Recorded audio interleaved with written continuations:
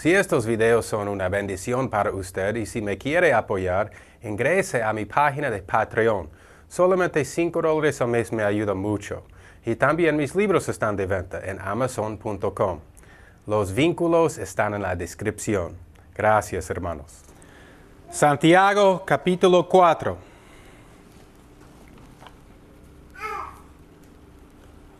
¿De dónde vienen las guerras y los pleitos entre vosotros?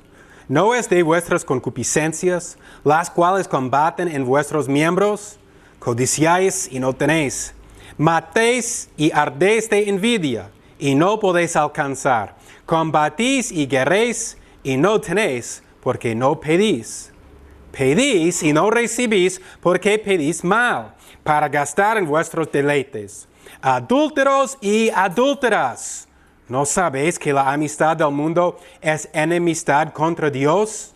Cualquiera pues que quisiere ser amigo del mundo, se constituye enemigo de Dios.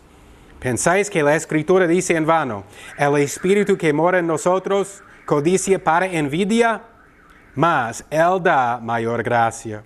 Por esto dice, Dios resiste a los soberbios y da gracia a los humildes.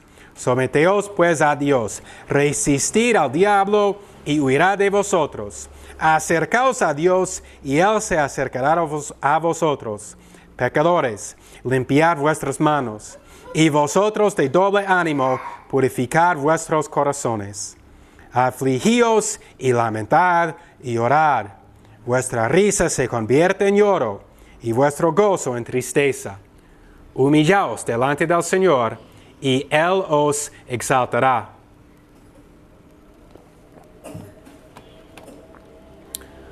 Si tú has estado en la iglesia por algún tiempo, seguramente has visto los pleitos, las disensiones, las discusiones que entran entre los miembros de la iglesia. Cuando yo, por la primera vez, Dios me salvó y me convirtió, yo era un nuevo creyente, yo estaba en una iglesia donde hubo un pastor mayor, hubo pelo blanco y una barba blanca. Y él iba listo para salir, para retirar de esa iglesia. Y hubo otro pastor en esa iglesia, un joven de 27 años. Y él iba a tomar cargo de la iglesia. Y eso pasó. Después de unos meses que yo estaba allá, salió el mayor y entró el joven de 27 años, el nuevo pastor. Y la primera cosa que él dijo es que él quería hacer algunos cambios en la iglesia. La iglesia era bautista independiente. Y este pastor nuevo dijo, yo no soy bautista independiente. Yo quiero cambiar esta iglesia. Y ahora, todos en la iglesia son bautistas independientes, pero el pastor tiene sus amigos, sus seguidores. Y el pastor dijo, vamos a sufragar, porque era un gobierno congregacional. Creo que era 70% de los miembros tenían que aprobar un cambio. Y él dijo que vamos a sufragar. Si ustedes quieren que yo me quede y hagamos los cambios, vamos a hacer eso. O si ustedes quieren quedar como bautista independiente, me voy nomás, me retiro de esta iglesia. Entonces la iglesia sufragó y al final cambió. Ya no era una iglesia bautista independiente. Ya ahora era no denominacional, era independiente, no pertenece a ninguna denominación. Pero a causa de eso, la tercera parte de la iglesia salió para encontrar otras iglesias. Santiago dice que esta contención, desacuerdo, pleito, gritos, pasan porque hay incrédulos adentro de la iglesia. Esto nadie puede negar. Jesús enseñó esto en las parábolas. Él dijo en la parábola acerca del trigo y la cizaña, que el trigo son los miembros de la iglesia, son los hijos de Dios. Y la cizaña son las personas que están dentro de la iglesia, pero en realidad son incrédulos, son profesores. Con la boca dicen que son cristianos, pero en realidad no lo son. En una reunión, después del culto, en un día domingo, cuando todos los miembros estaban conversando acerca de este cambio que quería el pastor, habían gritos entre los miembros de la iglesia, gritando como no son cristianos. Me acuerdo que yo salí de esa mañana con gran tristeza en mi corazón. Aquí, Santiago dice que la misma cosa está pasando. Él está escribiendo a los judíos quienes confesan a Cristo como el Salvador, el Mesías. Ellos están dentro de la iglesia, son miembros de la iglesia. Pero Santiago tiene palabras fuertes para ellos. Arrepiéntete, dice Santiago. Y este es el propósito de este capítulo 4. Santiago dice que estas personas son amigos del mundo, son enemigos de Dios. La amistad con el mundo es muerte. Humillaos, someteos a Dios es la solución. Entonces, estos incrédulos adentro de la iglesia visible, incluye todos los miembros de la iglesia que asisten a la adoración de Dios y al culto. Hay incrédulos allá en la iglesia. Pero también hay una iglesia invisible. Esta es la iglesia que solo Dios puede ver. Dios busca los corazones. Dios escudriña a los corazones. Hay una iglesia visible, lo que es todos los miembros de la iglesia que participan en el culto. Pero hay una iglesia invisible. Y esos son los elegidos desde la fundación del mundo. El ejemplo que yo di acerca de la separación en una iglesia es algo excepcional, pero sí está pasando más y más hoy en día en la iglesia. Pero este capítulo de 4, versículos 1 a 10, podemos dividir en dos partes. Versículo 1 da el tema principal, lo que dice: ¿de dónde vienen las guerras y los pleitos entre vosotros? ¿No es de vuestras concupiscencias, las cuales combaten en vuestros miembros? Y después, hasta versículo 6, Santiago explica esto. En versículos 7 a 10, el autor da la solución al problema de la concupiscencia en ellos, dice Santiago. Entonces aquí están las dos partes, versículos 1 a 6 y 7 a 10. Estas guerras y pleitos se refieren a todo tipo de contienda adentro de la iglesia, entre los miembros. En el último versículo del capítulo anterior, ¿qué es que dice Santiago? Si ustedes se acuerdan, habla acerca de paz. Paz entre los hijos de Dios. Dice en capítulo 3, versículo 18, y el fruto de justicia se siembra en paz para aquellos que hacen paz. Y ahora en 4.1 está hablando sobre una falta de paz. Está hablando acerca de pleitos, guerras, contiendas. Entonces vemos que hay una continuación en el pensamiento del autor. ¿Y de dónde vienen las guerras, los pleitos, las contiendas? Esta es la pregunta. ¿De dónde vienen? Hay una pregunta. Así comienza esta sección de su epístola. ¿De dónde vienen? ¿Y cuál es su respuesta? De vosotros, dice. Vuestras concupiscencias, que peleen en vuestros miembros. Santiago dice que ustedes son el problema, ustedes mismos. ¿Qué es concupiscencia que dice aquí? Hay una palabra que aparece en este versículo que es la palabra para nuestra palabra hedonismo. Significa pasiones, significa deseos mundanos. Significa placer carnal. Esto es lo que se refiere Santiago aquí. ¿Y a quién está hablando? Está hablando a las personas adentro de la iglesia. Y él está diciendo que ustedes tienen contiendas, falta de paz a causa de vuestra concupiscencia, vuestras pasiones, deseos mundanos. Ustedes quieren placer carnal, ustedes quieren el mundo en vez de Dios. Y esto es el tema principal de este capítulo, versículos 1 a 10. estos deseos para cosas del mundo, en vez de cosas espirituales, muestra que Santiago aquí está escribiendo a personas que en realidad no son cristianos. Son profesores nomás. Tal como en capítulo 2 estaba diciendo la misma cosa. A ellos que dicen que tienen fe, pero no tienen obras, la fe es muerta. En realidad no tienen fe. No son cristianos. No son hijos de Dios. Aquí en este capítulo tiene palabras fuertes otra vez a las personas a quienes está escribiendo. Estos miembros de la iglesia visible, pero no de la iglesia invisible, sirven su pecado con los miembros de su cuerpo, así dice. Yo estaba leyendo recién un libro y leí algo que para mí era muy bueno, lo que dice: el que tiene control sobre sus pasiones es más poderoso que el rey que ha conquistado y controlado muchos pueblos. Tan difícil es para tener control de las pasiones. Mira las personas del mundo. Sirven sus pasiones, sirven sus concupiscencias, sus deseos mundanos. Y esto es lo que está diciendo Santiago aquí, que sirven los deseos de su corazón porque no tienen corazones cambiados con sus miembros, con las partes de su cuerpo.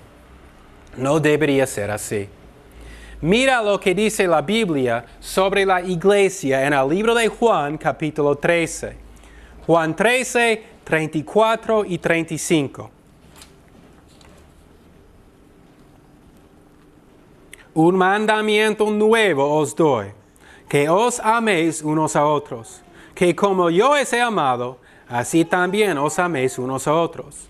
En esto conocerán todos que sois mis discípulos, si tuvierais amor los unos con los otros. Pero aquí, a los que Santiago está escribiendo, no hay amor.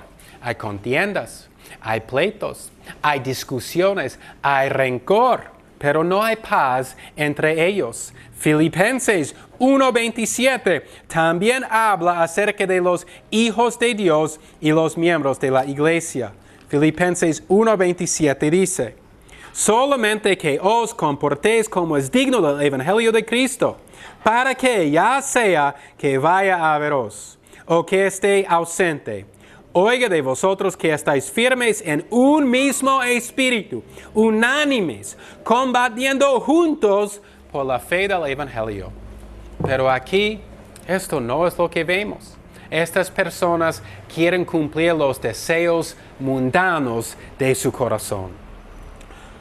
En versículo 2 de Santiago 4, la Biblia dice: codiciáis y no tenéis, matáis y ardéis de envidia y no podéis alcanzar, combatís y guerreáis y no tenéis porque no pedís. Santiago continúa con palabras feroces.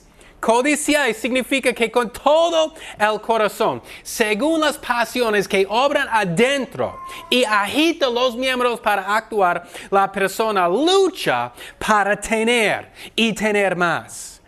Pero lo que ellos quieren no sirve para nada. Son deseos de la carne que nunca pueden llenar el hueco en el corazón del incrédulo. Los judíos a quien escribía Santiago era bajo el dominio de los romanos. Y ellos pensaban que ellos serían felices, que ellos estarían contentos si solamente eran libres de ese control romano. Querían pelear contra los romanos. Ellos estaban esperando, si ustedes se acuerdan, cuando vino Jesús. ¿Qué querían hacer? Querían cogerle para hacerle rey. El rey sobre los romanos. Querían derrumbar el imperio romano. Quitar el yugo que los romanos tenían sobre ellos. Eso es lo que querían. Ellos estaban pensando sobre cosas terrenales. Pero los deseos de pelear para ganar libertad o para ganar libertad de control sobre el imperio romano, proviene de deseos mundanos del corazón. Esto no era el propósito de Jesús. Suben de un corazón no redimido. Ellos buscaban la felicidad que provee el mundo exterior. Y el mundo exterior sí puede dar felicidad, sí puede dar gozo, pero es una felicidad y gozo que no llega a la profundidad del corazón. No cambia la persona. Hace falta. La persona quiere más y más. No puede llenar el hueco en su corazón. Solo Dios puede hacer esto con su espíritu. Para gente así, no importa si tiene el mundo entero, nunca estarán contentos. Siempre van a querer más. Así son las cosas del mundo. Por eso Santiago explica cómo son. Él dice, no podéis alcanzar. ¿Y por qué? Porque no buscan la voluntad de Dios. Las próximas palabras dicen, combatís y lucháis, pero no tenéis lo que deseáis porque no pedís. No piden a Dios. Cualquiera que busca paz o gozo, felicidad, nunca lo encontrará fuera de Dios. Esto es el asunto de estos versículos. Toda buena dádiva proviene del Padre de las luces. En Dios y solo en Dios nosotros encontramos descanso para nuestra alma. Y en cualquier circunstancia estamos, si Dios está con nosotros, no como estos judíos que no tienen, nosotros tendremos y tendremos abundantemente a un gozo en medio de las pruebas. Versículo 3, Santiago continúa. Pedís y no recibís, porque pedís mal, para gastar en vuestros deleites. Entonces, ahora, primero él dijo que ustedes no piden, pero hay otros que sí piden. Pedís, pero Dios no les da. Dios no les da lo que ellos piden. No les da lo que ellos quieren. ¿Y por qué? Porque ellos no quieren la voluntad de Dios. Así es la oración. La oración es nosotros pidiendo según la voluntad de Dios, pidiendo lo que Dios quiere, no cosas mundanas, cosas terrenales, acuerdo de nuestras pasiones. Para cumplir sus deseos carnales, ellos piden a Dios. Pero Dios no es un siervo del hombre. En algunas iglesias hoy en día, a esta creencia que tú puedes mandar a Dios. Yo mando en el nombre de Jesucristo tal cosa. Y Dios me tiene que dar. Pero muchas veces lo que ellos están pidiendo no es de acuerdo con la voluntad de Dios. Ellos piden, Dios no da. Y la razón que ellos no están pidiendo según la voluntad de Dios. ¿Sabes para qué oraba el apóstol Pablo para las iglesias? Entendimiento espiritual, que el amor de Dios mora adentro de ellos, gracia, misericordia, paz, que ellos conocerían el llamamiento de Dios. Por esto oraba Pablo, todo para la gloria de Dios. Pero estos no estaban pensando sobre la gloria de Dios. Ellos querían cumplir su codicia. Estaban enfocados en el mundo terrenal y no la celestial. Y esto dice en el próximo versículo 4. Adúlteros y adúlteras, ¿no sabéis que la amistad del mundo es enemistad contra Dios? Cualquiera pues que quisiera ser amigo del mundo, se constituye enemigo de Dios. En el Antiguo Testamento leemos en los profetas que Dios tuvo una esposa. Y su esposa era su pueblo, Israel. Y los profetas condenaron al pueblo de Dios, a Israel, diciendo que ustedes son adúlteros, adúlteras, han cometido fornicación espiritual en ir tras estos dioses ajenos. Ellos estaban adorando, habían dejado a Jehová Dios. Y estaban siguiendo a otros dioses, Dagón, el dios pescado de los filisteos. Pero hoy en día no vemos eso. Las personas no están donde nosotros estamos, las personas no están adorando a dioses falsos así como Dagón. Pero hoy en día, las personas tienen sus dioses falsos. Aquí en el Nuevo Testamento también dice que la iglesia es la esposa de Jesucristo. Y aquí, Santiago se refiere a cosas espirituales. Estas personas a quien está escribiendo no están adorando a Dios, sino están adorando a las cosas mundanas. Ellos quieren las cosas terrenales y no las espirituales. Hay muchas variaciones de estas que vemos hoy en día. En los Estados Unidos, muchas personas adoran a su casa. Siempre están trabajando en su casa para mejorar su casa. Pintando la casa, sembrando plantas en la casa, limpiando la casa, para que los otros puedan ver que se ve bien. Mira a mi casa. Un gran problema hoy en día es la diversión, entretenimiento. Las personas viven para esto, para conciertos, para la música, para las películas, para las fiestas, televisor, música. Para esto viven. El entretenimiento es otro Dios. Es un Dios de las personas de hoy, porque en esto está enfocado su corazón. Con todas sus fuerzas, ellos siguen estas cosas. Yo conozco un hombre que vive aquí en este pueblo. Me dijo que trabaja casi 90 horas a la semana. 90 horas a la semana. Y él tiene en abundancia. No necesita trabajar así, pero el Dios de él es su trabajo. No tiene ni 10 minutos para adorar a Dios, para ir a una iglesia, para orar en su casa. No hace eso. Habla acerca de Dios porque Él sabe quién soy yo, pero con su boca no más. A estas personas está escribiendo Santiago. Estas personas quienes han cometido fornicación espiritual. Nosotros tenemos sacrificios para ofrecer a Dios.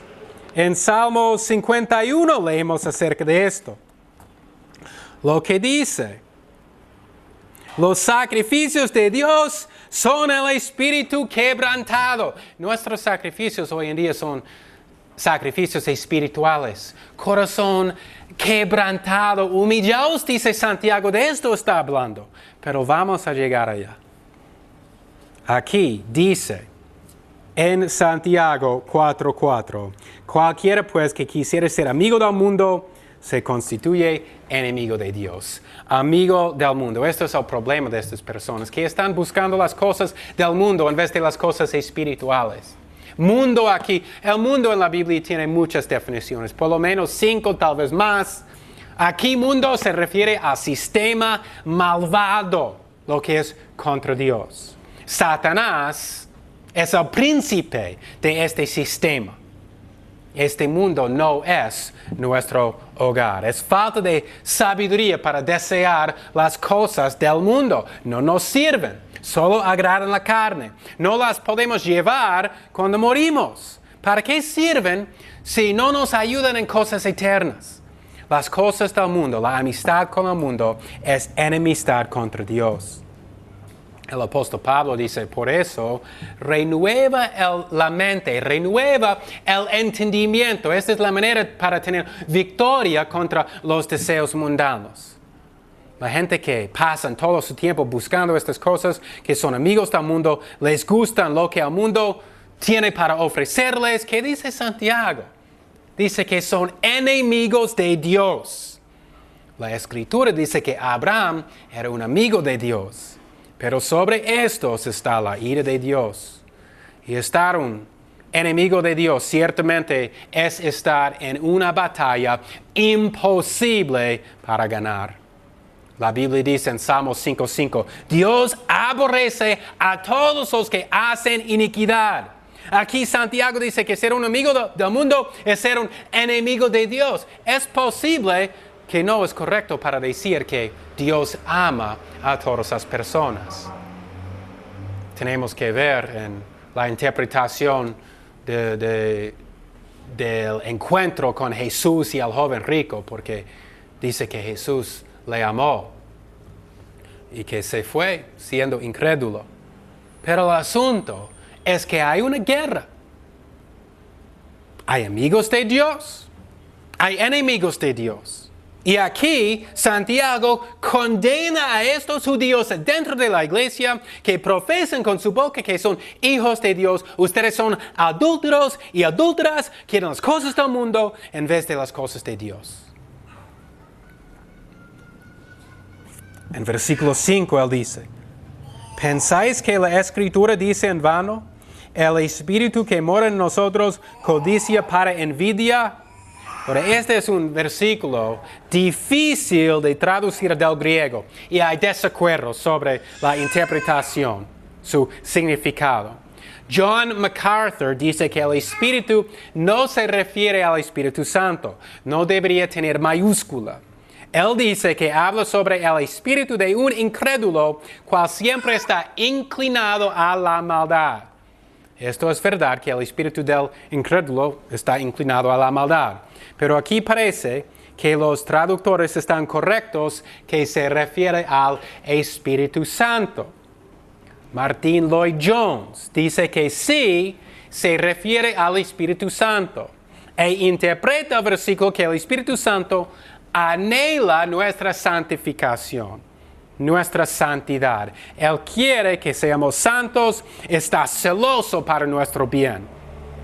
El Espíritu Santo anhela con un gran deseo que nosotros seamos hijos de Dios, santos, regocijando en esto, con todos los privilegios que tienen los hijos de Dios. Pero Juan Calvino tiene otra interpretación. Él también dice, como Lloyd Jones, que sí se refiere al Espíritu Santo. Pero que el versículo está haciendo dos preguntas. La primera pregunta, ¿piensas que habla la Escritura en vano? ¿El Espíritu que mora en nosotros nos anhela celosamente? Y por supuesto la respuesta es no. El Espíritu Santo que Dios nos ha dado por fe en Jesucristo vive en nosotros y no nos hace celoso. El sentido es que Santiago quiere probar que ellos, a quien él está escribiendo, no están guiados por el Espíritu Santo. Ellos están celosos, ellos codician, ellos quieren las cosas del mundo por sus pasiones, por sus deseos carnales. Ellos quieren el placer que el mundo ofrece. El Espíritu Santo no guía a estos hombres con la mente depravada. Está continuando el pensamiento del versículo anterior, que quienes son amigos del mundo no son amigos con Dios, son sus enemigos. Y esta amistad con el mundo no viene del Espíritu Santo. Y ahora, en versículo 6 nos dice que viene del Espíritu Santo lo que es gracia. Dice, mas Él da mayor gracia. Por esto dice, Dios resiste a los soberbios y da gracia a los humildes. El Espíritu da gracia, pero el opuesto de esto es el orgullo de los soberbios. Esto comenzó en el cielo, entre Satanás y Dios. Satanás quería ser Dios. Satanás quería estar en la posición más alta y él se enalteció. Y él convenció a la tercera parte de los ángeles para pelear con él contra Dios. Era el orgullo de Satanás que hizo esto. Y vemos en la Torre de Babel que las personas allá estaban construyendo una torre que va hasta el cielo para que todos los otros pueblos del mundo dirían, mira a ese pueblo. Es un pueblo fuerte, mire esa torre que han construido. Y la llamada de las personas en Babel era, hagámonos un nombre. Esto es el orgullo. Esta es la soberbia. Dios es contra todo esto. Dios luchaba contra ellos. Y esta palabra aquí, resiste, que Dios resiste a los soberbios, a los orgullosos, significa que Dios alista a sí mismo para una batalla contra ellos. Ellos son sus enemigos. Ellos son amigos del mundo. Ellos harán lo que quieren, quebrando el primer mandamiento: ama a Dios. El orgullo está envuelto en su corazón. Y ellos andan en el mundo sin Dios. No piensen en Él. Dios es su enemigo. Pero Dios, en cambio, al final del versículo 6, da gracia a los humildes. Dios obra gracia en nuestro corazón para que nos apartemos del mundo. Gracia es favor no merecido de Dios. Y hay medios de gracia. Un medio de gracia es la palabra de Dios. Otro medio de gracia es la oración. Los humildes son humildes por la gracia de Dios. Y donde Dios da gracia, Él da más gracia para cumplir la obra que Él empezó en el creyente. Y aquí tenemos la transición. Versículos 1 a 6 es el problema. Al final de versículo 6 y versículo 7, Santiago da la solución. En versículo 7 dice: someteos pues a Dios, resistid al diablo y huirá de vosotros. Aquí comienza la segunda mitad de esta sección. Dios desea nuestra santidad. Dios quiere que nosotros seamos piadosos. Y aquí Él va a dar la solución al problema: someteos a Dios. Aquí está. Estas personas están andando en el mundo contra Dios.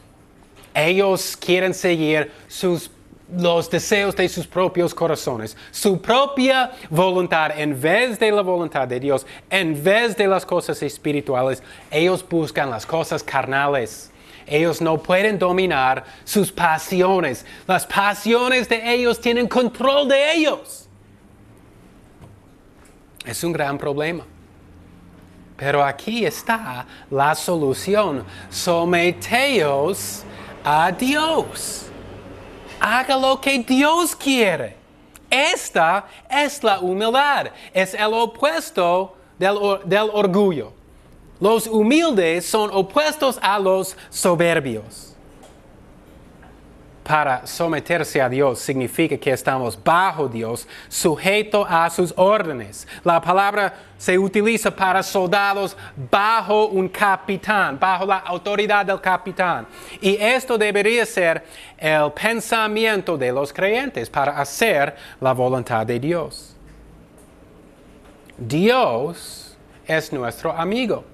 Dios desea lo mejor para nosotros, como un padre ama a sus hijos y instruye a sus hijos en el camino correcto. Los recoge, los abraza, derrama su amor sobre sus hijos. Dios también hace esto con sus hijos. Él nos ama y desea nuestra felicidad. Y encontramos esto, la solución para llenar el hueco en el corazón. Por esto, someterse a Dios. Resiste es la misma palabra en el versículo anterior. Dios resiste a los soberbios, dice.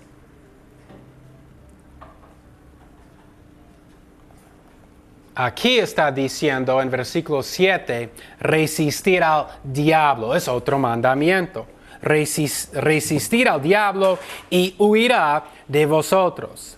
Significa que luchamos contra el diablo. Y aquí, en el contexto, siempre tenemos que ver el contexto. ¿Cuál es el contexto aquí? Que estas personas quieren las cosas mundanas. Muchas veces el diablo tienta así, para querer las cosas mundanas. Cuando vino a Eva en el huerto de Edén, mira a ese fruto, es grande, es codiciable, mire, es rico, es bueno para ti. Come cosas del mundo. Satanás intenta engañarnos diciendo que estas cosas nos van a traer felicidad. Pero cualquier persona que tiene experiencia en esto sabe que es una ilusión. Una ilusión nomás. Tenemos una cosa que deseamos, que codiciamos y queremos otra cosa. Pues esto ahora es para la gente más pobre también. Yo he vivido con ellos. No tienen un chancho, quieren un chancho. No tienen un caballo, ya tienen el chancho. No tienen un caballo, quieren un caballo. Después que tienen un caballo, no tienen un burro, ahora quieren un burro. Tiene 5 hectáreas, quiere 10 hectáreas. Las cosas del mundo nunca van a dar felicidad al corazón, nunca. No pueden. La Biblia está clara acerca de eso. Siempre las personas quieren más. Pero buscando lo que Dios quiere para nosotros, eso da contentamiento, paz, gozo. Eso llena el hueco en el corazón del incrédulo. Y aquí está diciendo, resistid al diablo cuando viene tentando, ofreciendo placer que viene con las cosas del mundo. Sí dan placer, no hay duda, pero el placer no dura. El placer desaparece enseguida. No ofrece nada para nosotros, para nuestro corazón. Por eso, Santiago dice, aquí en versículo 8, acercaos a Dios y Él se acercará a vosotros. Esta es una gran promesa. Esta es la promesa del pacto que leemos a lo largo de la Biblia, el Antiguo Testamento y el Nuevo Testamento. Dios con nosotros, al principio, Emmanuel. Acercaos a Dios y Él se acercará a vosotros. Qué promesa que tenemos aquí. Que nosotros podemos tener comunión con el Creador del mundo. Nosotros podemos tener comunión con el Dios más sabio. Nosotros podemos conversar con Él. Podemos acercarse a Él y Él va a descender a nuestro nivel. ¿Y cómo? Si nosotros sometemos a Él. Esto es lo que está diciendo Santiago. Y no hay placer más grande que esto. No hay paz más grande, felicidad, contentamiento, gozo, que tener comunión con Dios, con nuestro Creador. En esto vienen todas las bendiciones espirituales, porque provienen de Dios. Dios es el que da estas cosas. Nosotros acercamos a Él y Él nos da. Pero ¿cómo acercamos? ¿Enaltecidos? En ninguna manera. Sometidos a su voluntad. Y Santiago continúa diciendo a los incrédulos aquí en versículo 8, limpiad vuestras manos y vosotros de doble ánimo purificad vuestros corazones. En el Antiguo Testamento, antes de entrar al templo, los sacerdotes tuvieron un rito de lavar las manos. Este rito significa limpieza. Significa una limpieza de maldad, de corrupción. Y aquí está, Santiago está diciendo, limpiad el corazón. Aquí es el arrepentimiento verdadero de cual habla en este versículo. Purificar vuestros corazones. No sea de doble ánimo. No puedes tener a Dios y al mundo. Es uno o el otro. Purificar vuestros corazones de estas pasiones, de los deseos mundanos, de las cosas malévolas que destruyen el corazón, que destruyen la vida espiritual, que destruyen nuestra relación con Dios, que nos separa de Dios, que nos hace un enemigo de Dios. No podemos tener ambas cosas, es Dios o el mundo. ¿Somos amigos con Dios o somos amigos con el mundo? ¿Estamos en el reino de Dios o el reino de Satanás? No hay nada más. Limpiad vuestros corazones, arrepiéntete, salga del mundo y entra en la presencia de Dios. En versículo 9 continúa, afligíos y lamentad y llorad, vuestra risa se convierte en lloro y vuestro gozo en tristeza. Todavía aquí está hablando a los incrédulos. Y aquí es una definición, es una explicación del arrepentimiento verdadero. John Bunyan escribió su autobiografía. Y es una gran obra acerca del arrepentimiento en la vida de ese hombre santo. Se llama Gracia Abundante o Gracia Abundando, algo así en el español. Y él habla acerca de cómo él estaba llorando, lamentando, afligiéndose. Eso es lo que dice Santiago.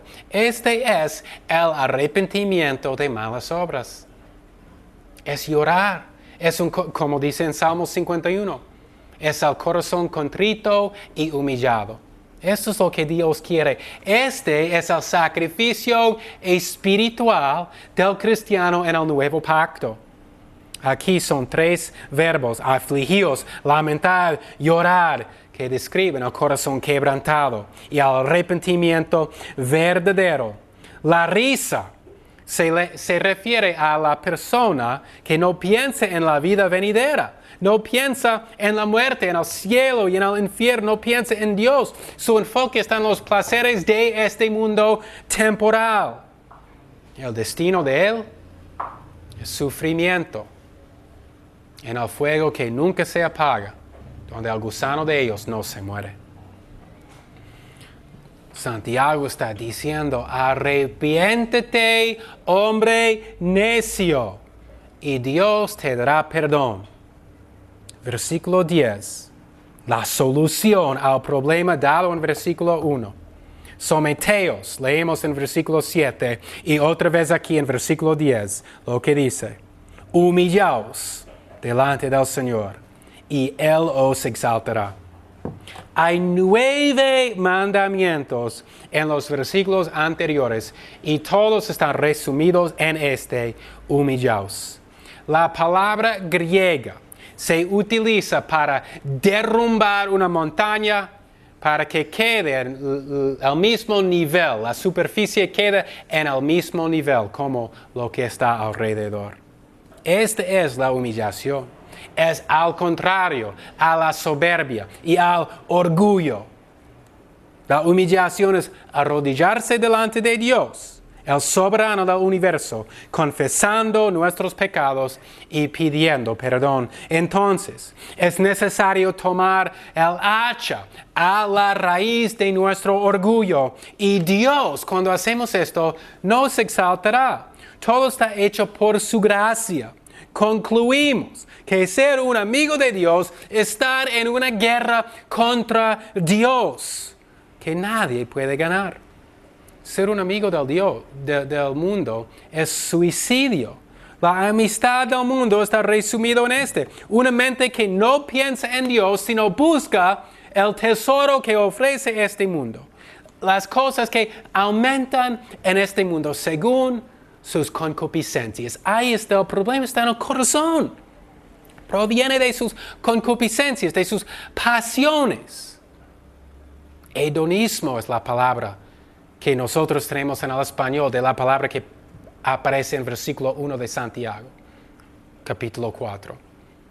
Se refiere a las cosas malvadas que quieren las personas del mundo. Por eso, es sin juicio traer todas estas cosas adentro de la iglesia para tener más personas en la iglesia.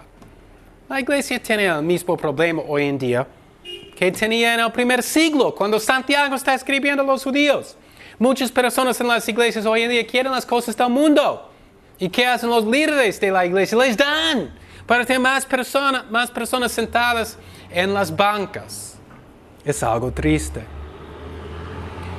Pero el hombre quien no es del mundo, el Hijo de Dios, tiene algunas características que le separa del hombre del mundo.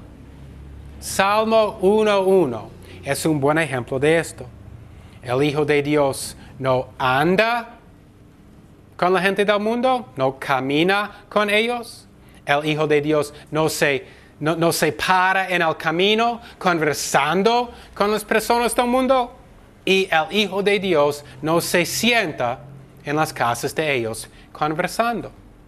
O sea, el Hijo de Dios evita todo esto, porque esto trae la tentación. Nosotros tenemos que tomar todas las medidas para no agradar la carne. se aumenta las pasiones, deseos mundanos, placer carnal cuando hacemos esto. Versículo 1 en este capítulo. ¿De dónde vienen las guerras y los pleitos entre vosotros? ¿No es de vuestras concupiscencias, las cuales combaten en vuestros miembros? ¿No es de vuestras pasiones, deseos mundanos, para las cosas temporales, para los placeres carnales? Nosotros necesitamos un plan. Y el hombre santo Job, él tuvo un plan. Job dijo, yo he hecho un pacto con mis ojos para no mirar a ninguna cosa mala. Nosotros no podemos agradar a la carne. La tentación, lo que resulta en el pecado, muchas veces entra por los ojos. Job sabía eso. También entra por los oídos. Nosotros necesitamos guardar el corazón, porque cuando hay una raíz, es muy difícil para sacar cuando empieza a crecer. Las pasiones crecen, los deseos mundanos crecen. No podemos permitir que entran. Hay que cerrar la entrada a estas cosas. El Hijo de Dios cuida su santidad siempre. Por eso John Owen dijo que el cristiano tiene dos deberes principales: santidad y sufrir con paciencia. ¿Estamos buscando eso? Vemos cómo son estas cosas espirituales. Es un mensaje espiritual para nosotros. No vivimos un momento tras otro, sino nosotros necesitamos un plan. Un plan para sobrevivir. Job tuvo un plan. Hice un pacto con mis ojos, dijo. No tener un plan es muerte segura. Pero si por su gracia luchamos contra los deseos de la carne, y mientras que estamos en estas tiendas de carne en el mundo aquí, al fin de nuestro peregrinaje, escucharemos esas palabras que esperan todos los hijos de Dios cuando están puestos delante del Señor Jesús en el juicio. Bien, buen siervo y fiel, entra en el gozo de tu Señor. No te equivoques, estás en una guerra. Todos están peleando con Dios o contra Dios. ¿En cuál ejército eres tú? Santiago capítulo 4, versículo 11. Hermanos, no habléis mal los unos de los otros. El que habla mal de su hermano y juzga a su hermano, este tal habla mal de la ley y juzga la ley. Pero si tú juzgas a la ley, no eres hacedor de la ley, sino juez. Uno es el lado de la ley, que puede salvar y perder. ¿Quién eres tú que juzgas a otro? Vamos ahora, los que decís, hoy o mañana iremos a tal ciudad y estaremos allá un año. Compraremos y venderemos y ganaremos, cuando no sabéis lo que será mañana.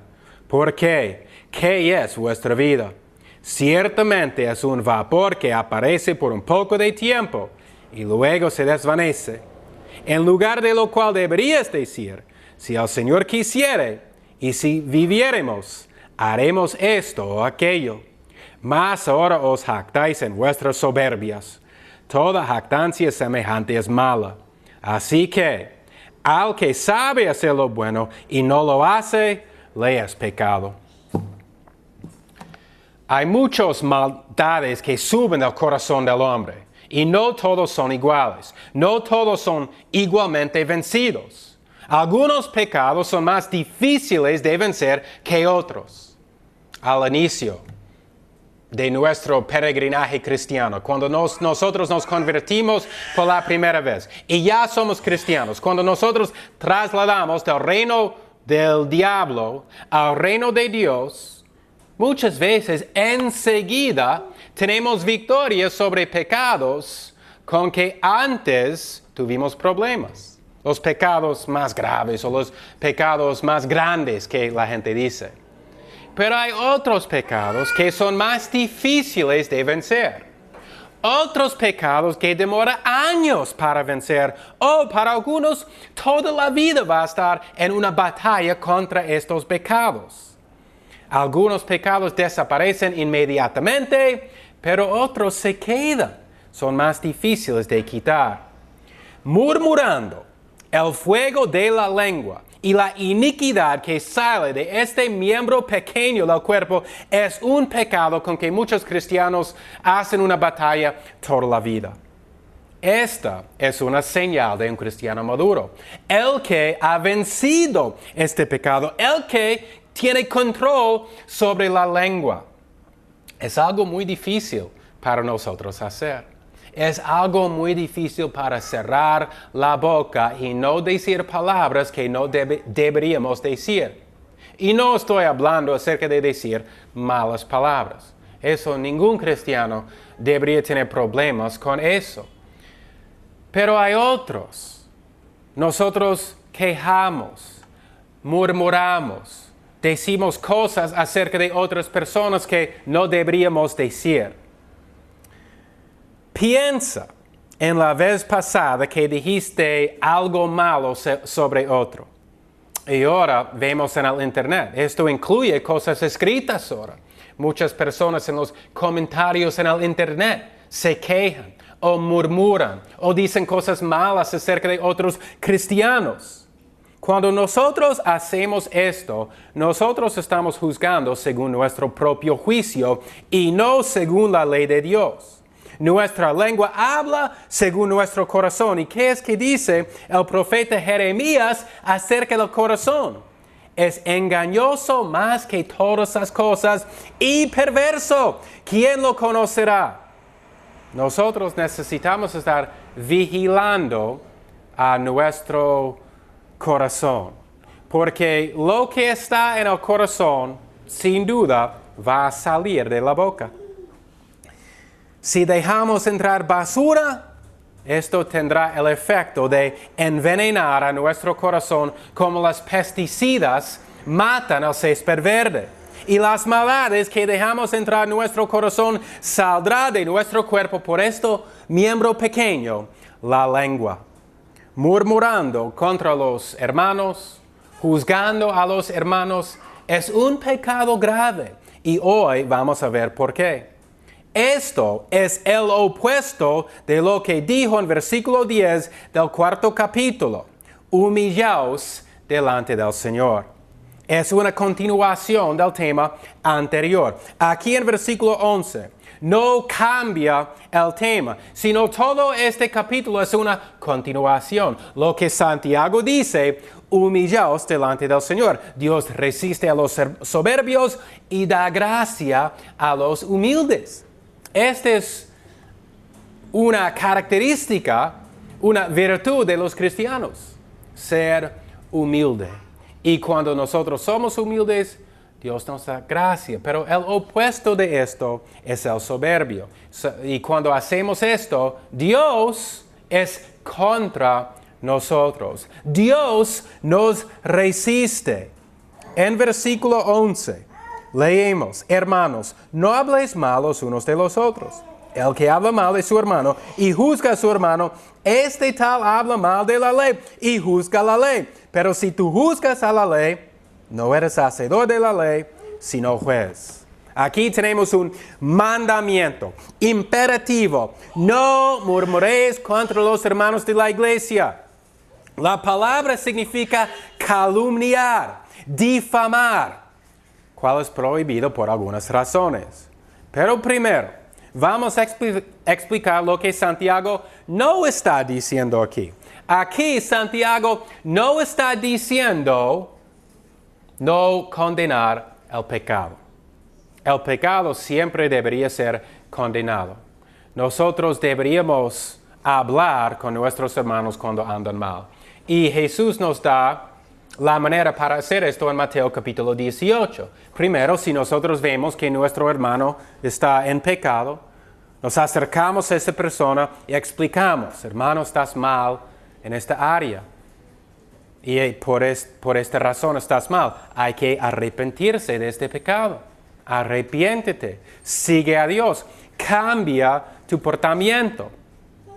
Primero vamos uno en uno. Si no hace caso, Jesús dice, lleva 2 o 3 contigo para ir a hablar con Él, entre 2 o 3, explicando que esto es un pecado. Y si todavía no se arrepiente, di delante de toda la iglesia a este hermano que está mal. No vemos esto mucho en la iglesia hoy en día. Piensa ¿cuándo es la vez pasada que viste esto dentro de la iglesia? Que una persona siendo condenado por su pecado delante de toda la iglesia. Esto casi no pasa en las iglesias de hoy. Pero esto es necesario para tener santidad dentro de la iglesia. Los puritanos en la época de ellos sí tenían esto.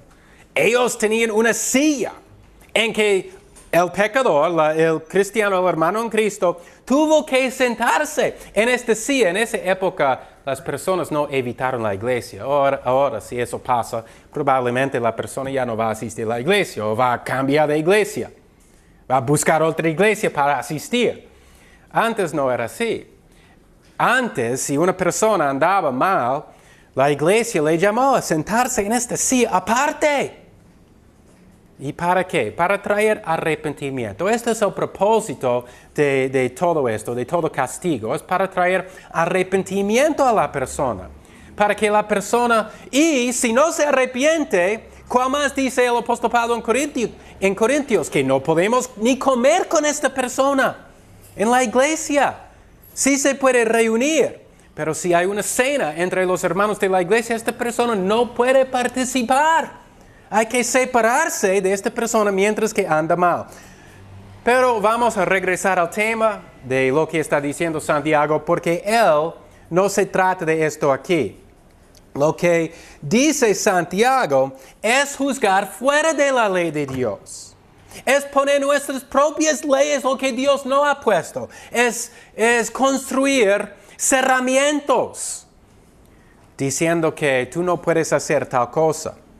Pero aquí Santiago no está hablando acerca de la ley de Dios. Está hablando acerca de cosas no esenciales.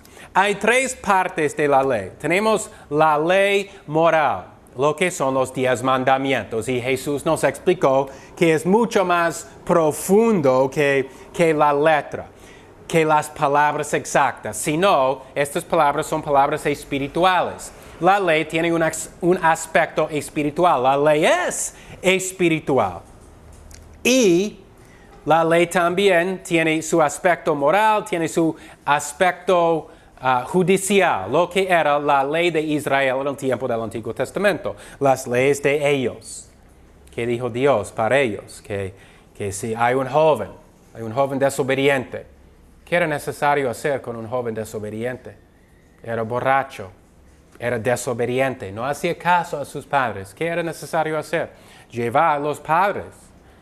Era necesario que ellos lleven a este joven delante de los ancianos de la congregación para explicar, mi hijo es desobediente, mi hijo es borracho, mi hijo no hace caso.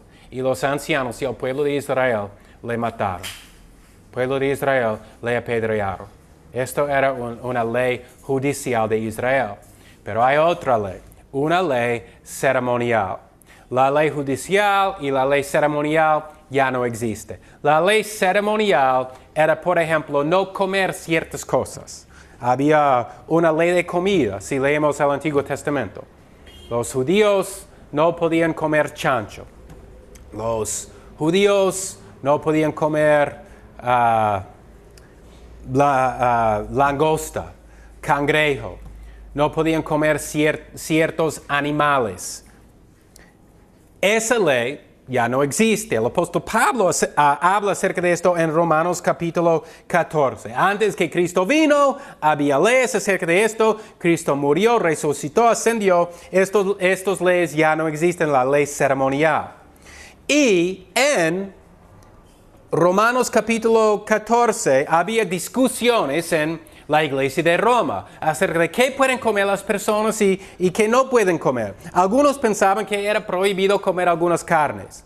Y lo que prohibieron para sí mismos, prohibieron para otros también, maldiciendo a los otros hermanos que comieron estas carnes. Pablo les dice que hay un solo Señor y todos apareceremos delante de su tribunal. Y cuando ellos juzgan a otros según su propio juicio y no la ley de Dios, ellos toman lo que pertenece a Dios, el juicio. Humillaos delante del Señor. Cierra la boca. Dios resiste a los soberbios y da gracia a los humildes. Hay 3 razones no juzgar a los hermanos en cosas fuera de la ley de Dios. 1, nos hacemos hipócritas. Decimos que nosotros somos mayores que los otros hermanos y que nosotros mismos somos los jueces. Alzamos a nosotros sobre nuestros hermanos y les calumniamos. No murmuréis los unos de los otros. Es prohibido. No habla mal sobre los otros hermanos. Son los hijos de Dios. 2, el que murmura del hermano y juzga a su hermano, murmura de la ley y juzga a la ley. Pero si tú juzgas a la ley, no eres hacedor de la ley, sino juez. Aquí no estamos hablando otra vez acerca del pecado. Un hermano quien anda en pecado. Es necesario, es obligatorio que tomamos acción cuando esto pasa. Pero Santiago no está hablando de eso. Él está hablando acerca de calumniar, juzgar. Puede ser los motivos de otra persona. Nosotros no podemos ver el corazón de otras personas. Esto pasa mucho en el Internet hoy en día, en Facebook, en YouTube, en los otros medios de comunicación, las redes sociales, en el Internet. Las personas juzgando los motivos de otras personas, caso que ellos pueden ver el corazón. Solo Dios ve el corazón. Nosotros no somos los jueces de otras personas. Nosotros no somos sobre la ley de Dios. Nosotros no somos sobre Dios. Hay un solo juez y Él es Dios. Nosotros no estamos encima de su ley. ¿Sabe qué dice la palabra acerca de personas que hacen esto? Dios resiste a los soberbios. Dios está en contra de nosotros cuando hacemos eso. Nosotros ponemos a Dios como nuestro enemigo. ¿Y quién quiere eso? Humillaos delante del Señor, dice Dios. Cierra la boca. Y a veces para nosotros esto es un pecado que nosotros hacemos que es mucho más difícil porque nosotros no pensamos en esto, que es un pecado. Nosotros pensamos en otras cosas cuando pensamos hacer el pecado, pero este es un pecado grave. La tercera razón encontramos en versículo 12, lo que dice, uno es el lado de la ley, que puede salvar y perder. ¿Quién eres tú que juzgas a otro? Aquí encontramos la tercera razón, no juzgar fuera la ley de Dios. Dios es el único dado de la ley. El único juez con el poder de salvar y condenar. Y cuando tú juzgas, tú quitas este poder de Dios para ti mismo. Tú pones a ti mismo en el lugar de Dios. Piensa en eso por un momento. Eso es algo muy grave. Aquí podemos decir que este versículo aquí nos enseña que aún nosotros en muchos casos no deberíamos juzgar la salvación de otras personas. Aquí dice que Dios es el que salva. Dios es el que condena y no nosotros. Y después dice Santiago, pero tú, ¿quién eres para que juzgues a otro? Esto me hace recordar las palabras del apóstol Pablo. En Romanos capítulo 9, el apóstol Pablo dice, ¿quién eres tú, oh hombre, que alterques contra Dios? Y eso es lo que nosotros estamos haciendo cuando condenamos a otras personas, cuando murmuramos acerca de otras personas, cuando juzgamos a otras personas en cosas no esenciales, en cosas fuera de la ley de Dios donde hay libertad. Dios resiste a los soberbios y da gracia a los humildes. Versículo 13 continúa diciendo, vamos ahora los que decís, hoy o mañana iremos a tal ciudad y estaremos allá un año, compraremos y venderemos y ganaremos. Parece que aquí Santiago, sin transición, cambia el tema. Pero si lo entendemos como conectado al versículo 10, humillaos delante del Señor, vamos a ver que aquí fluye como un río de pensamiento. Dios no guía el camino de esas personas. Él mismo, esta persona, es el conductor de su vida. Cuando levanta en la mañana, no se arrodilla delante de Dios, pidiendo que Dios le guíe su camino. No ora para la sabiduría de Dios, para hacer el plan de Dios. Él hace su propio plan. Él, en su propia mente, inventa un gran esquema cómo va a vencer en el mundo para comprar, vender y aumentar en riquezas. Estaremos ahí un año, pero la realidad es que no sabemos si estaremos aquí mañana. Cada uno de nosotros tenemos un límite de tiempo en este mundo. El castigo del pecado es la muerte. Todos somos pecadores, todos vamos a morir. Esta es una ley que es sin duda. Mira lo que dice Santiago en versículo 14. Cuando no sabéis lo que será mañana. ¿Por qué? ¿Qué es vuestra vida? Ciertamente es un vapor que aparece por un poco de tiempo y luego se desvanece. Si alguna vez has estado afuera en un clima muy frío, bajo cero, y si tú respiras, puedes ver el humo en el aire. El aire se pone al color gris y ahí está en el aire. Pero enseguida desaparece. Así es nuestra vida. Es como vapor que está en el aire por un momento, pero poco tiempo después desaparece. Es como el humo que sube de la taza de café. Está ahí por un momento, pero después de pocos minutos desaparece. Así es nuestra vida. Para nosotros, deberíamos pensar así sobre nuestra vida y no hacer planes largos en el futuro para ganar mucho dinero, para crecer en este mundo. Esto es la soberbia. Dice que Dios resiste a los soberbios. Todo este capítulo aquí está hablando acerca de la misma cosa ahora. Ahora está hablando acerca de ser humilde, lo que es una característica de un cristiano. Y esta es una cosa que una persona humilde hace. Piensa que su vida va a desaparecer muy pronto.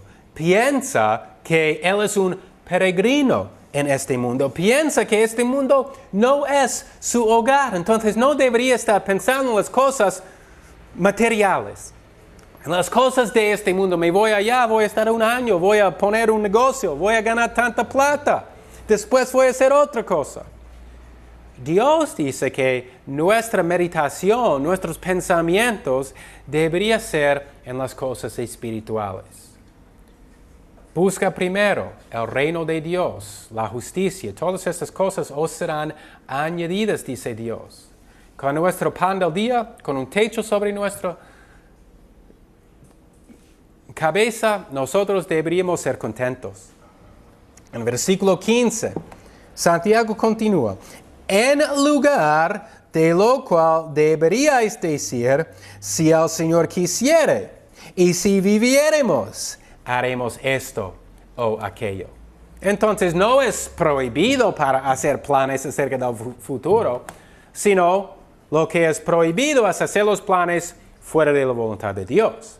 Cuando nosotros oramos, oramos según la voluntad de Dios. Queremos que nuestra voluntad sea una con la voluntad de Dios.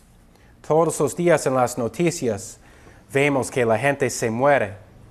Nadie había pensado que esta persona iba a morir, pero así es la vida. No sabemos cuánto tiempo vamos a estar aquí en la tierra y por eso debemos decir, si Dios me da otro día, tal cosa haré. Pero aún eso no es suficiente. Lo que debemos decir es que si Dios me da otro día y si Dios permite, haré tal cosa. ¿Cuántas veces planeamos hacer algo, pero alguna cosa pasa, ya no la podemos hacer? Por eso hay dos cosas aquí, vivir y hacer. Las dos cosas están en el poder de Dios. Cada día que estamos aquí es un don de Dios. Y si podemos hacer algo, es que Dios nos dio el permiso para hacer esto. En el libro de Hechos, el apóstol Pablo, esto también, no solamente para cosas materiales, pero también el apóstol Pablo, este es un ejemplo más espiritual. El apóstol Pablo quería ir a Asia. Y el Espíritu Santo lo prohibió. El apóstol Pablo no pudo ir a Asia. ¿Y por qué Pablo quería ir a Asia? ¿Quería enriquecerse? ¿Quería poner negocios y ser un hombre rico? No. Quería predicar el Evangelio. Quería ver que las personas allá sean salvos. Que entran al reino de Dios, que reciban la salvación. ¿Pero qué dijo Dios? No quiero salvar a esas personas. Pablo no se fue allá. Se fue a otro lado. Dios dijo, Pablo, yo quiero que tú prediques a estas personas. Y a ese lugar se fue Pablo. Entonces, esto puede pasar aún a nosotros cuando hacemos planes. Yo voy a tal lugar, voy a predicar, voy a convertir a esas personas. Voy a poner una escuela, lo que sea. Si no es la voluntad de Dios, nosotros otra vez estamos en contra de Dios. No podemos hacer cosas que están fuera de la voluntad de Dios. En versículo 16 ahora. Mas ahora os jactáis en vuestras soberbias. Toda jactancia semejante es mala. Ellos, a quienes escribe Santiago, ellos no dicen lo que Santiago dice en versículo 15. Ellos no dicen, si Dios permite, si Dios me da otro día en la tierra, y si la voluntad de Dios es así, yo voy a hacer tal cosa. Ellos no dicen eso. Mira lo que él dice. Santiago aquí otra vez en esta epístola, condena a los lectores. Mas ahora os jactáis en vuestras soberbias. Es una condenación y él está escribiendo a las personas que son supuestamente cristianos. Ellos quiebran la ley de Dios. Ellos son culpables. Nosotros, si tenemos un plan y no consultamos a Dios y a su palabra, también es pecado. En versículo 17 ahora vamos a leer.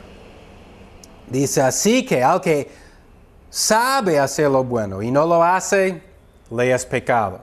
Ahora, todo esto es una continuación de lo que Santiago ha estado diciendo a lo largo de estos versículos.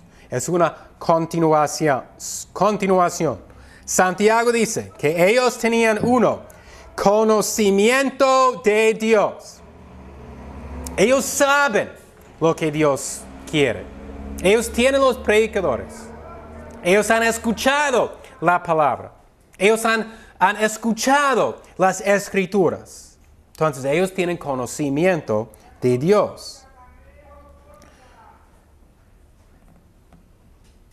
Aquí, en estos versículos, Santiago está diciendo que los hermanos no deberían quejarse, murmurar, difamar a otras personas, decir calumnias contra otras personas, juzgar a otras personas fuera de la ley de Dios. Entonces, este es el contexto de lo que está diciendo Santiago aquí. Pero también aquí aprendemos que hay pecados de omisión.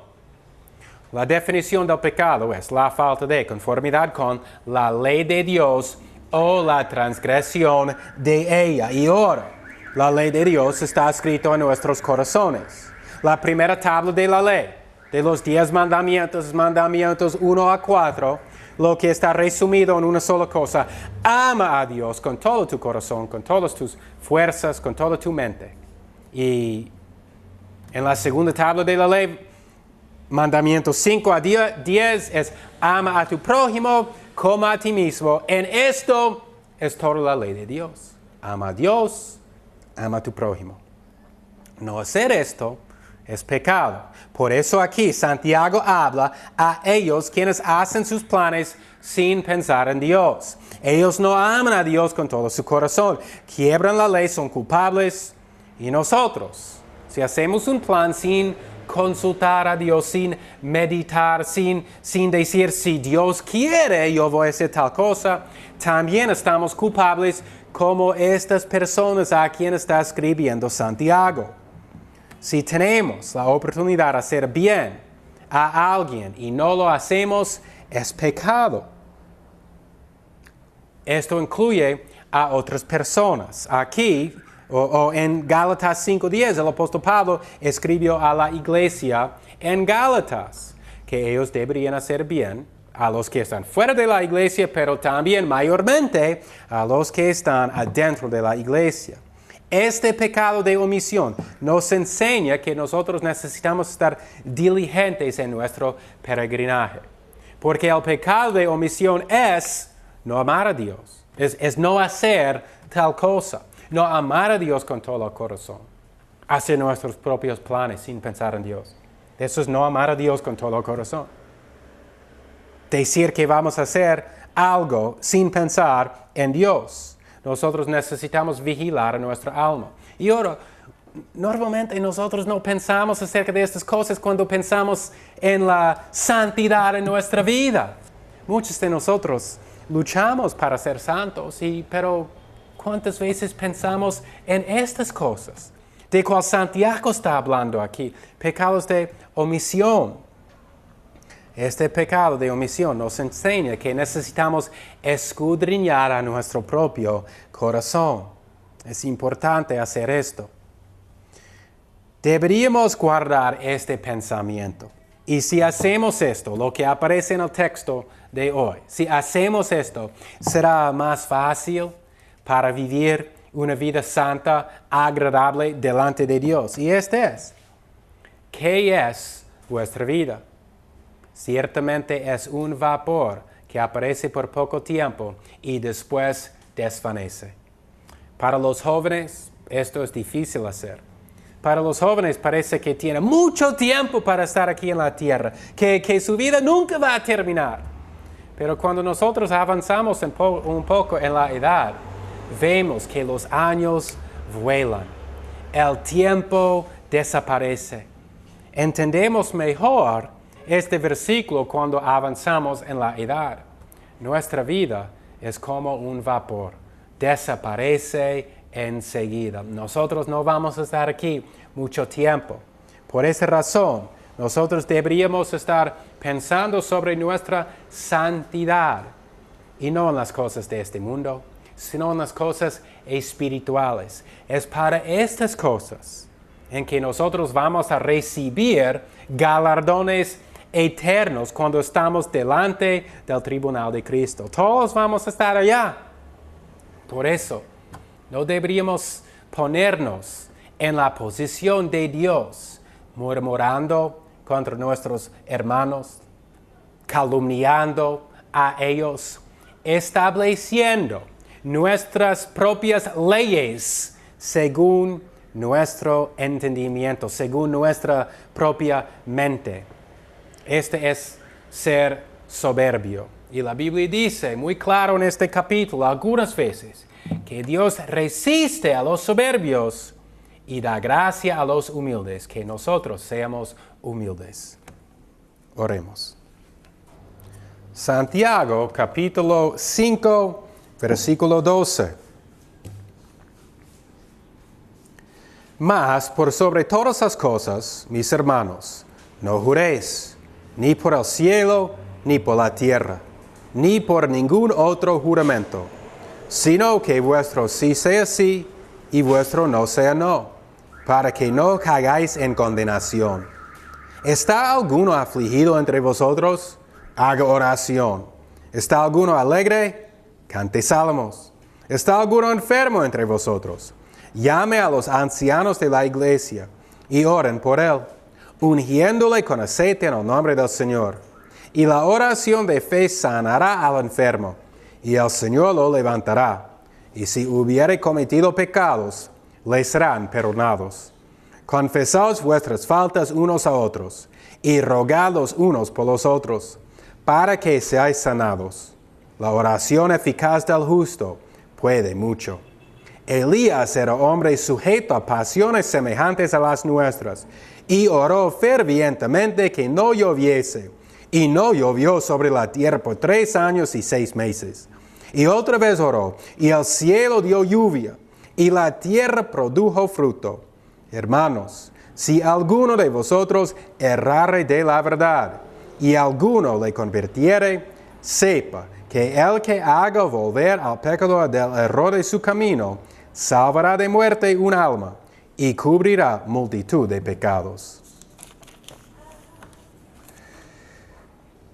Al final de esta epístola, el autor Santiago se trata de algunas cosas prácticas. Así termina su carta a los hermanos a quien está escribiendo, acerca de la vida práctica del cristiano. Este es un capítulo un poco difícil en que predicar, porque hay muchas cosas en que necesitamos tratar. Tenemos votos, oraciones, canciones, sanar, confesión y conversión. Todas estas cosas en pocos versículos. En versículo 12, Santiago comienza: mas por sobre todas las cosas, mis hermanos, no juréis ni por el cielo, ni por la tierra, ni por ningún otro juramento, sino que vuestro sí sea sí, vuestro no sea no, para que no caigáis en condenación.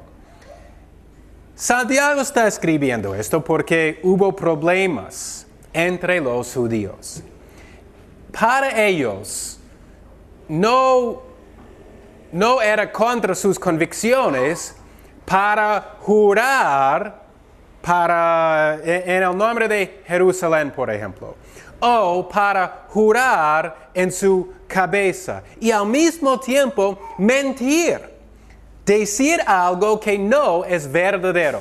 Y la razón es que no juraron por el nombre de Dios. Para jurar por el nombre de Dios y decir algo que no es la verdad es prohibido. Pero no es prohibido para jurar por la santa ciudad. O para jurar por su cabeza. O por la tierra. Para ellos tenían una mente equivocada. Por eso Santiago tiene que corregir este error. Cristo también dijo que es prohibido de jurar. Y esta es la razón. ¿Quién hizo el cielo? ¿Quién hizo la tierra? ¿Quién hizo las personas? Y la respuesta es Dios. Entonces, cada vez que uno jura, está jurando por Dios. No importa si no utiliza el nombre de Dios, igual está jurando por Dios. Santiago dice, no engañes a nadie. Jurar y no cumplir lo que dices es tomar el nombre de Dios en vano y es quebrar el mandamiento. Ellos hacían esto. Juraron en el nombre de lo que no es de Dios, por Jerusalén, la santa ciudad, por su cabeza o por otra cosa, pensando que no iba a llegar el castigo divino. Pero no era así. Ellos necesitan ser honestos. Hoy en día es imposible confiar en casi nadie. Igual las personas que dicen con su boca, como Santiago había dicho en capítulo 2, dicen con su boca que son cristianos, pero en realidad no lo son. Es casi imposible confiar, igual si está escrito. Hay muchas pruebas, hay muchos juicios en el mundo hoy en día, en las cortes, entre cristianos y entre un cristiano y alguien quien no es un cristiano. ¿Por qué? Porque no podemos confiar en nadie. Muchos son mentirosos. Igual, si escribimos un contrato, muchas personas no guardan el contrato. Nosotros necesitamos ser sabios como serpientes cuando tratamos con otras personas. Y esto incluye a las personas dentro de la iglesia que dicen que son cristianos. Desafortunadamente es así. Yo sé por mi experiencia personal. Muchos dentro de la iglesia se me han acercado mintiendo. Y yo aprendí de estas experiencias que he tenido. Nosotros, como cristianos, somos los representantes de Jesús en este mundo. Si decimos algo y no cumplimos lo que decimos, nosotros hacemos mal al Salvador. Si alguien no puede confiar en nuestra palabra, ¿en quién van a confiar? En nadie. Por eso, nosotros como hijos de Dios, como cristianos, necesitamos tener una palabra fiel. Si decimos algo, tenemos que cumplir nuestra palabra. No importa cuán tan pequeño nosotros pensamos que es la cosa. Necesitamos cumplir lo que decimos. Si decimos que vamos a estar en tal lugar, en tal hora, necesitamos estar allá. Aquí, en este capítulo, Santiago no está condenando todo juramento. Tampoco Cristo condena todo juramento. En Hebreos capítulo 6, versículos 13 a 18, no vamos a leer, pero allá leemos que Dios juró por sí mismo cuando hizo una promesa a Abraham. ¿Y cuál es la razón de eso? Porque Dios juró por sí mismo. Y la razón es que no hay ninguna cosa más alta que Dios. Por eso Dios juró por sí mismo. Jesús también habló bajo juramento en Mateo 26, 63. Y era una parte de la ley en Números 5, 19. Lo que condena aquí es el mal uso del juramento. Sigamos adelante al versículo 13. Lo que dice: ¿está alguno afligido entre vosotros? Haga oración. ¿Está alguno alegre? Cante salmos. Afligido significa sufriendo. Puede ser que una persona está siendo perseguido. Como luchamos para ganar la corona de oro, muchas veces sufrimos. Y estamos afligidos, perseguidos. Entonces, este es el tiempo oportuno para buscar la cara de Dios, para buscar a Jesús en oración. Y aquí este no es opcional, es en el imperativo, lo que significa que es un mandamiento. Es un mandamiento.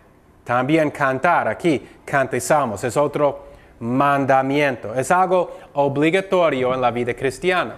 Es algo que es parte de la vida práctica de todo cristiano. Entonces nosotros podemos analizar nuestras vidas mientras que estamos leyendo esto. Hemos dicho algo que no hemos cumplido con nuestra boca. Hemos sufrido y intentado a resolver el problema de nuestras propias fuerzas en vez de derramar nuestro corazón, nuestras preocupaciones delante de Dios. Hemos andado en el mundo triste, sin cantar salmos. La Biblia está claro que este es una parte de la vida práctica. Y este cantar salmos viene de los salmos, donde dice que Dios ha puesto una canción nueva en el corazón del redimido, del Hijo de Dios. Este es el salmo, esta es la canción que todos nosotros tenemos en nuestro corazón si somos hijos de Dios. Es la canción de los redimidos, es la canción de la nueva vida. ¿Y cuándo deberíamos nosotros orar? ¿Cuándo deberíamos nosotros cantar? En la Biblia tenemos ejemplos de la oración. David, leemos en los Salmos, se arrodillaba delante de Dios en la mañana y en la noche. Daniel oraba 3 veces al día. Estos son buenos ejemplos para nosotros. Pero nosotros deberíamos tener un tiempo en que oramos todos los días. No importa cuándo es el tiempo. Pero si nosotros andamos en el mundo sin un plan, puede ser muy difícil para vivir la vida cristiana. Necesitamos un plan. Y un plan para cuándo vamos a orar. Y si tenemos hijos, cuándo vamos a orar y instruir a nuestros hijos y orar con nuestros hijos. Puede ser la primera cosa que uno hace en la mañana. No es obligatorio. Puede ser durante el almuerzo, antes de comer o después de comer. Puede ser en la noche, antes de acostarse para dormir. Pero la cosa importante es que necesitamos un horario, porque sin un horario es muy difícil para cumplir estos deberes. Eso es exactamente lo que son. Son deberes. El deber es bueno. El deber es obligatorio. Aquí está diciendo orar. Aquí está diciendo cante. Estos son mandamientos de Dios. En versículos 14 y 15 tenemos un asunto de gran discusión. Dice, ¿está alguno enfermo entre vosotros? Llame a los ancianos de la iglesia y oren por él, ungiéndole con aceite en el nombre del Señor. Y la oración de fe sanará al enfermo, y el Señor lo levantará. Y si hubiere cometido pecados, le serán perdonados.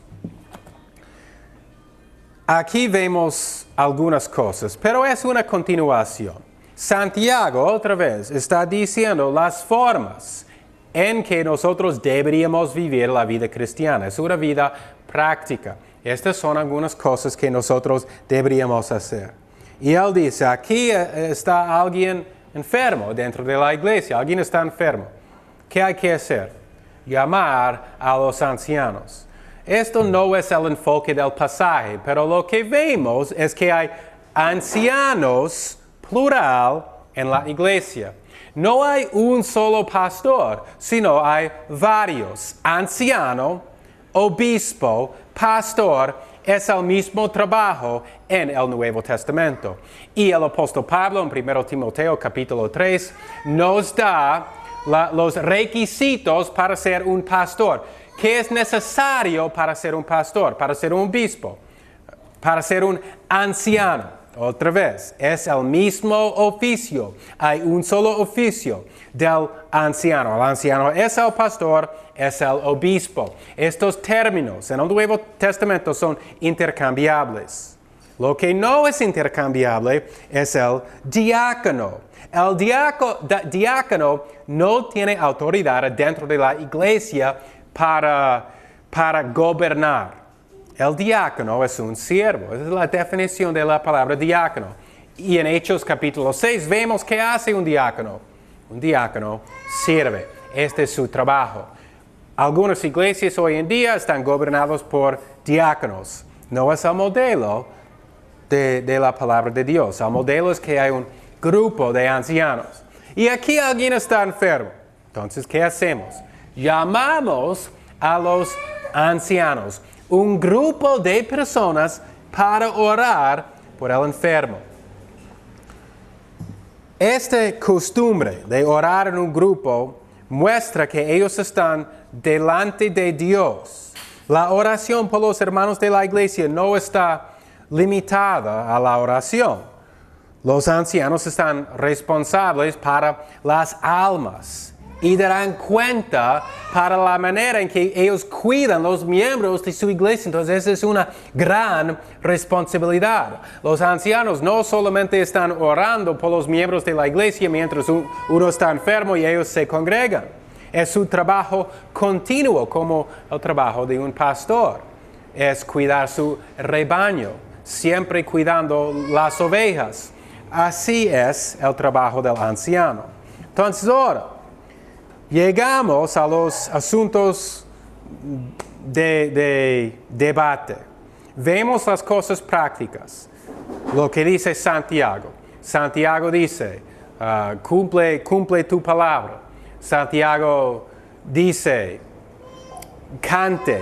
Santiago dice, ore. Ahora está diciendo, cuando alguien está enfermo, congrega a los ancianos y para orar por esta persona. Algunas piensan que el aceite tiene un propósito medicinal, porque aquí leemos que ellos ungen a la persona enferma con el aceite. Otros dicen que el aceite es simbólico, una señal de la gracia de Dios. En Levítico, capítulo 14, versículo 18, el aceite se utiliza para ungir en una forma ceremonial y significa limpieza y purificación. Dice, y lo que quedare del aceite que tiene en su mano, lo pondrá sobre la cabeza del que se purifica, y hará el sacerdote expiación por él delante de Jehová. Probablemente esta es una referencia a esto aquí en versículo 14. También en Marcos capítulo 3, versículo 13, leemos sobre los discípulos y el versículo dice, y echaban fuera muchos demonios, y ungían con aceite a muchos enfermos y los sanaban. Los discípulos tenían el poder para sanar, tenían el poder para echar fuera demonios. Y el hecho que ungen el enfermo en el nombre del Señor significa con la autoridad de Jesús. Nosotros hemos escuchado, pare en el nombre de la ley. Esto significa pare en la autoridad de la ley. En el nombre significa la autoridad. Aquí es la misma cosa. Ungen el enfermo en la autoridad de Jesucristo. Y aquí vemos que la oración de fe salvará el enfermo. Casi todos están de acuerdo que salvar aquí se refiere a sanar la enfermedad. La palabra griega es sozo, y la palabra sozo también significa salvar el alma, pero tiene definiciones varias. Y esta no es la única cosa que significa. Según el diccionario griego de Bauer, Danker, Art y Gingrich, la palabra significa preservar o rescatar de peligro. Esto incluye salvar de la muerte, preservar en una situación peligrosa, salvar de enfermedad, utilizada en esta manera por Hipócrates, guardar en buen estado y como una despedida para prosperar. También significa salvar de la muerte eterna. También en el Nuevo Testamento significa algunas cosas distintas. En Marcos capítulo 10, versículos 51 y 52. Seguramente, sozo se refiere a recibir la vista y no a la salvación. En Hechos, capítulo 4, versículo 9, también es una referencia a sanar el cuerpo. Y en Juan 11, 12 es imposible que se refiere a la salvación. Hechos 27, 31 tampoco no se refiere al alma, sino la vida terrenal. Y otro versículo es 1 de Timoteo 2, 15. Y cuando revisamos el diccionario, un vocabulario del Testamento griego, por Moulton y Milligan, vemos ejemplos de estas definiciones escrito antes que Cristo nació. Hay ejemplos que sozo se refiere a preservar documentos. Entonces, cuando analizamos una palabra griega, esta es la forma. Miramos a cómo se utiliza la palabra adentro del Nuevo Testamento. Porque el Nuevo Testamento está escrito en griego. Miramos a cómo se usa la palabra en la Septuaginta, lo que es la traducción griega del Antiguo Testamento, lo que originalmente está escrito en el hebreo. Y hay libros para hacer esto. Hoy en día la mayoría de las personas no utilizan los libros, sino hoy en día utilizan programas bíblicos. Pues ya está hecho, no hay que hacer el trabajo. Yo cuando estaba en el seminario teológico, yo aprendí a usar todos esos libros. En la biblioteca ahí están todos los diccionarios y uno puede hacer la investigación. Hoy en día no es necesario hacer la investigación, pero sí podemos profundizar a nuestro entendimiento cuando hacemos esto. Y yo tengo algunos de estos diccionarios para hacer la investigación. Y eso es lo que yo hice con esta palabra sozo. Y lo que leemos acerca de esta palabra antes que Cristo nació, utilizado por personas que hablaban el griego, que escribieron en el griego, es que se refiere a muchas cosas además de la salvación, a preservar documentos.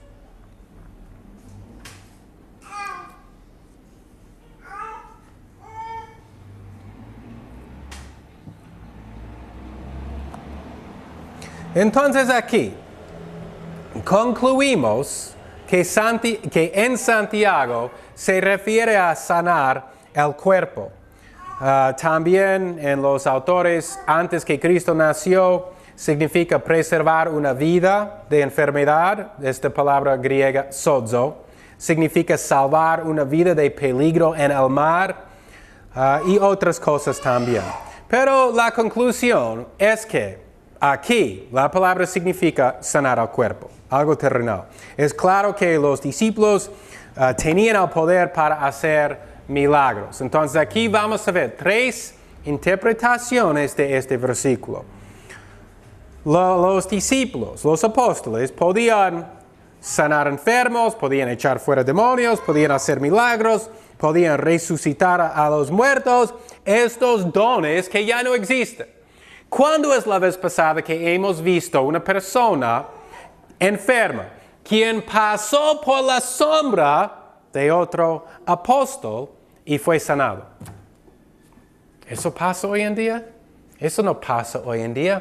Eso es lo que pasó con el apóstol Pedro, porque él tuvo este don extraordinario de un apóstol, lo que era sanar a los enfermos. ¿Cuándo es la vez pasada que hemos visto que otra persona resucitó de la muerte? Estas cosas ya no existen. Estos dones de los apóstoles cesaron. Y no es mi propósito para explicar todo esto en profundidad, pero tenemos los cesacionistas y el grupo reformado, como dicen en las confesiones y como creyeron los reformadores, Lutero, Calvino, Zwinglio y todos, es que estos dones han cesado. Ya no existen estos dones extraordinarios de los apóstoles. La traducción aquí es que los ancianos en esta época tenían poder para sanar a los enfermos y lo hicieron. Eso es una interpretación que poco tiempo después de los apóstoles,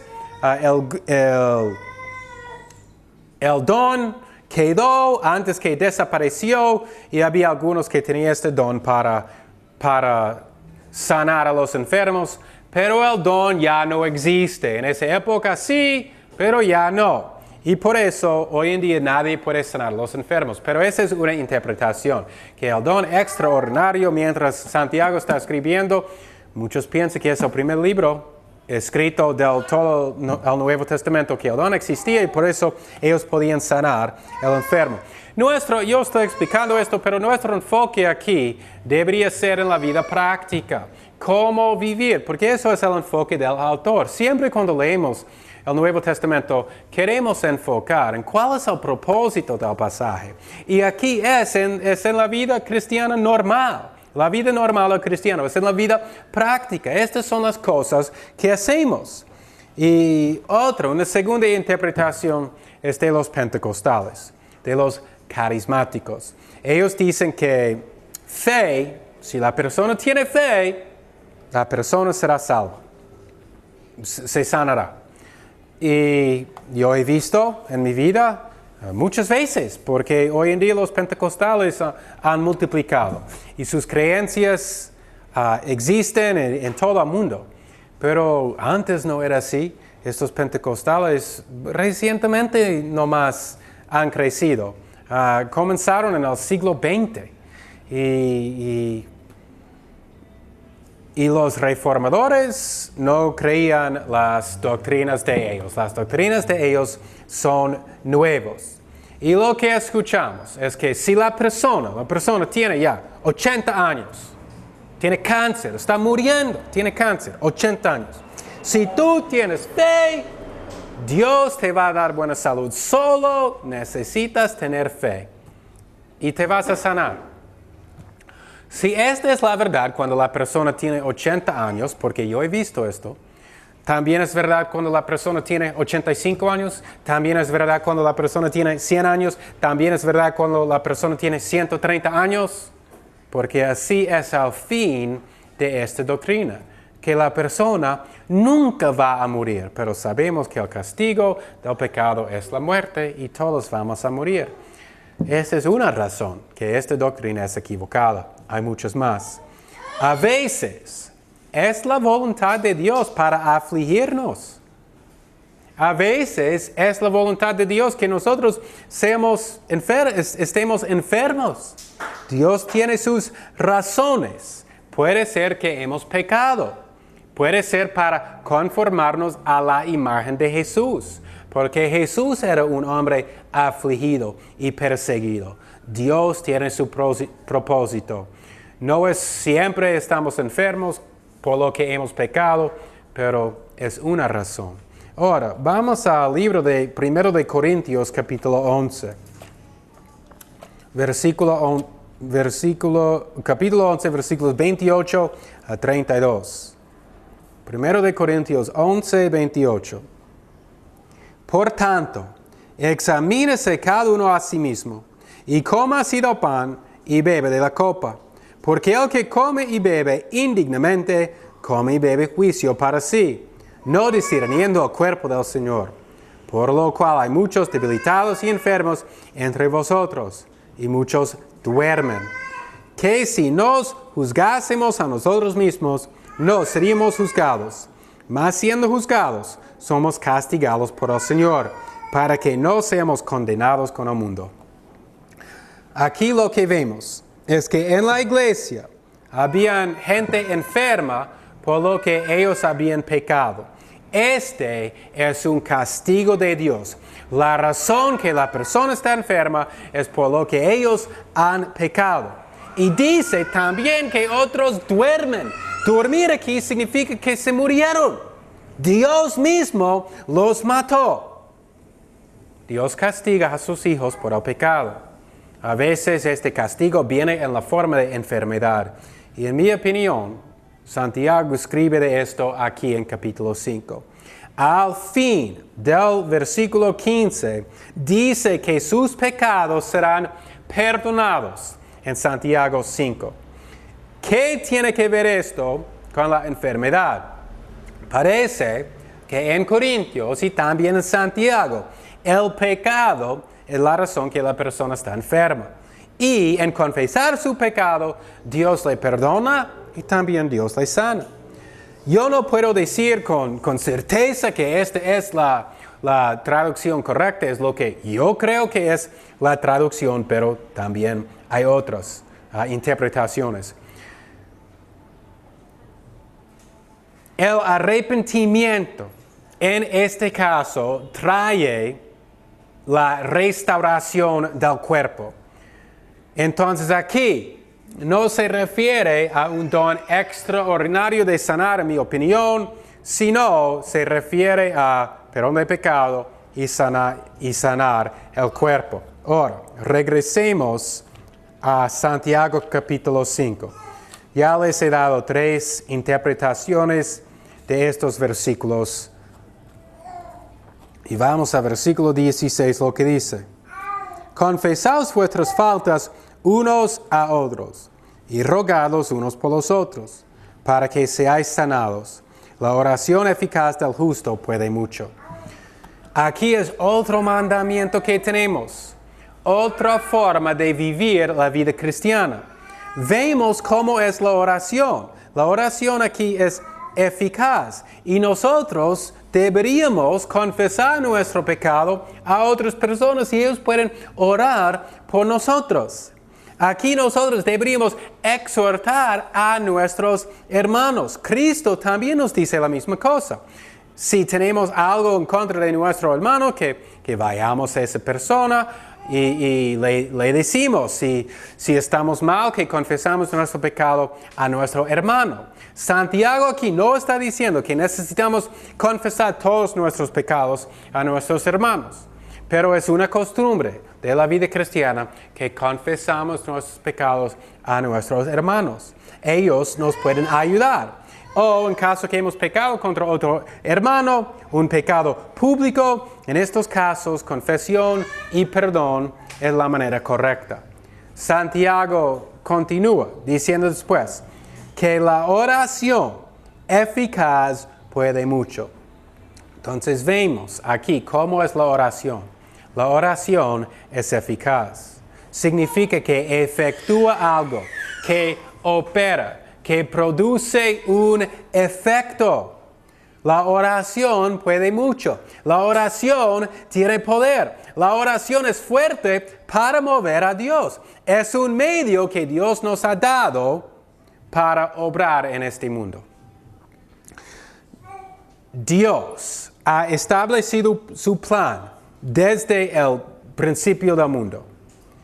Y Dios también ha establecido medios para obrar su plan en este mundo. Dios tiene su palabra. Esta es la manera que Dios salva a personas. Es por escuchar a la palabra de Dios. La palabra de Dios es el medio que el Espíritu Santo utiliza para traer arrepentimiento y fe en el corazón de un escogido de Dios. También, Dios ha establecido la oración como un medio en el mundo. La oración eficaz puede mucho. La oración de un hombre justo puede mucho. La oración de un persona que no cree, Dios no escucha esas oraciones. Dios no toma en cuenta las oraciones de los incrédulos. Pero Dios escucha a sus hijos. Y vemos esto en la historia del Antiguo Testamento. Aquí nos da el gran ejemplo de Elías. Elías oró y Dios le escuchó. Elías oró que no llovía por 3 años y 6 meses. Y no llovió por 3 años y 6 meses. Este es el poder de la oración. Para negar esto es para negar la Escritura.